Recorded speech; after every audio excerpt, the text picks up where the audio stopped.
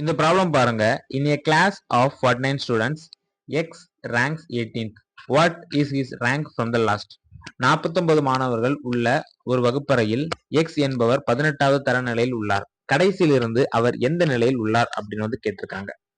பாத்தீங்கன்னா ரொம்ப சிம்பிள் தான். ஃபர்ஸ்ட் டோட்டல் மைனஸ் அந்த எக்ஸோட ரேங்க் 18 பிளஸ் 1 போட்டோம் அப்படின்னா நம்மளுக்கு ஆன்சர் கிடைச்சிரும்.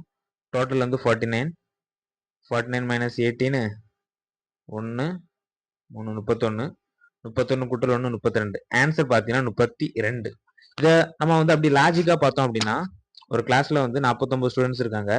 இல்ல மேல இருந்து கீழே பார்த்தீங்கன்னா எக்ஸ் வந்து 18வது இடத்துல இருக்காரு. இங்க 18வது இடத்துல இருக்காரு. இங்கதான் எக்ஸ் இருக்காரு. இங்க கீழே இருந்து கேட்டிருக்காங்க. அப்ப நம்ம கீழே இருந்து பார்க்கும்போது இதை மைனஸ் பண்ணோம் அப்படின்னா நம்மளுக்கு கரெக்டா இந்த இடம் கிடைக்கும். அதானே? அப்ப கூட ஒரு நம்பரை பிளஸ் பண்ணிட்டோம் அப்படின்னா நம்மளுக்கு கீழே இருந்து அக்யூரேட்டா அந்த எக்ஸ் எங்க இருக்காரோ அங்க நம்மளுக்கு கிடைச்சிடும். அதுக்கு பதிலாக நீங்க என்னது இந்த டோட்டல் மைனஸ் இந்த இதை போட்டு இந்த ஃபார்முலா போட்டு நம்ம செஞ்சிடலாம். கிடைச்சிரும் ஈஸியா ஆன்சர். அவ்வளவுதான். ஆன்சர் பார்த்தீங்கன்னா 32. ஆப்ஷன் டில கொடுத்துருக்காங்க. அவ்வளவுதான்.